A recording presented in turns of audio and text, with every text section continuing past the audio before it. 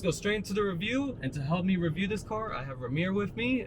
From those who remember, he went to Madagascar with me. We almost died, but we're alive and we're reviewing cars now.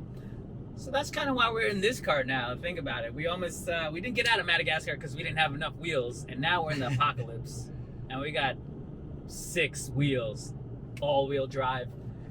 But I guess the hard, difficult part for me in this car is, do you spend the money on this kind of vehicle?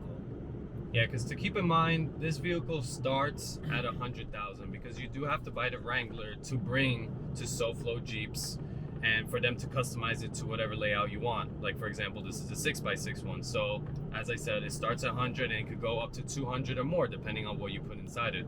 And you could have different engine choices. You could have the Hellcat motor, the Corvette motor. And this one has the Eco Diesel Jeep V6, which surprisingly is really good on gas, but not very powerful. Yeah, very bad on power, very slow vehicle. The cool part about this is like you can do literally whatever you want. I mean, they're throwing axles on the back, so you can put in winches in the front and do all kinds of stuff. The grills are all like steel, so it's a pretty dope ride. Kevlar paint. Kevlar paint. I mean, the curb appeal on this car. I mean, you know Sebastian's channel. He's driven all the greatest cars out there, and we still have gotten more attention. Yeah. Non-stop attention. Non-stop attention. It's not just like, oh, little, spurts here and there. No, non-stop. We're thinking we're going to be only on Date, some people's Instagrams, something. We're definitely going to be. We had a guy in a Huracan stop in the middle of the road. Intersection, causing traffic. Just to ask us what we were driving. And that guy was in a Huracan. So that's what I mean. Like, you can be driving any of these exotics, but like, it doesn't beat the fact that this is a one-off. There's nobody on the road that comes close, unless you're trying to deal with a tractor trailer. That's the only thing that comes close to what we have.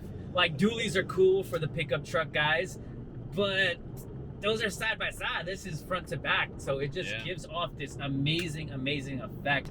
I mean, inside, it's still kind of cool. It's a Jeep though. At the end of the day, that's my biggest, the biggest disappointment for me. When you're in the car, you forget what you're in because you really think you're just in a Jeep. You're in a Wrangler.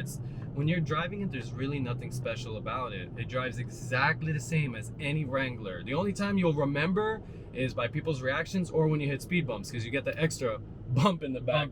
Which is a fun experience because you forget every single time that you're going to have the second one. Definitely a little weird. But it's only until you see people's reactions or you're outside the car that you're like, oh yeah, that's what this is. That's true, because right now you don't know what Jeep we're in. Yeah, looking at us, you could think we're in the Gladiator, which this is based off of. I mean, we're in a cool car, but you don't know which one. But when you get out, then you realize how much cooler it is.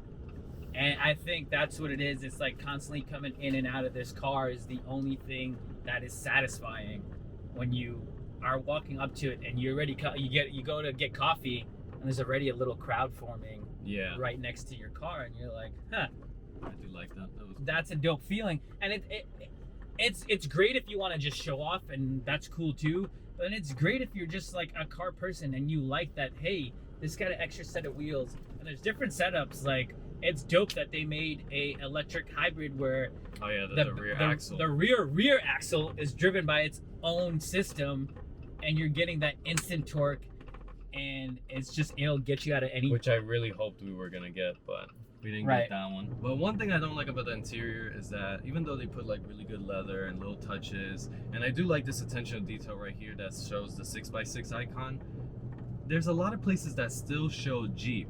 Like the software itself shows Jeep, and it still says over here 4-wheel drive as opposed to 6-wheel drive. So it bothers me a little bit that they didn't go that extra mile to show you, okay, this is Apocalypse and you paid the money for it. When you see this car coming at you, you just think it's a Wrangler that just has a beefy front end.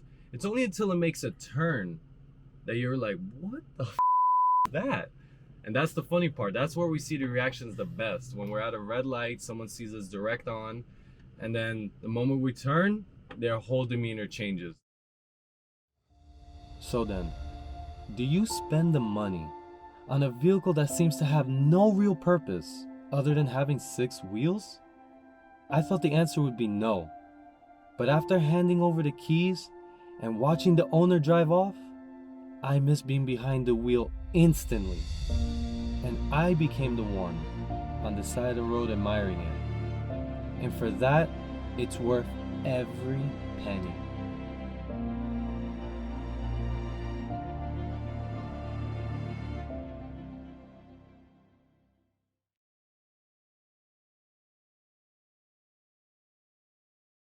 Let's just try Yo, this. your Jeep suck, bitch.